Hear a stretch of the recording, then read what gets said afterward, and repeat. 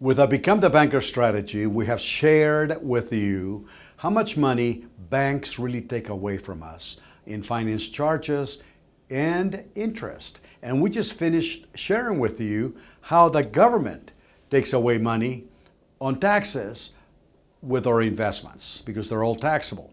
So really, how much money do we have left? So if you take a dollar bill, $1 bill that we make every single day, 34.5% of that dollar will go to pay banks and credit card companies. That's 34.5 cents of every dollar we make. 36% will go to pay taxes to the government. I'm not talking about just income taxes. I'm talking about all the taxes that we pay, like fuel tax, entertainment tax, ordinary income tax. So we're left with less than 1/3 of a dollar. Less than 30 cents on that dollar. And we're the ones working, aren't we? I call this economic slavery.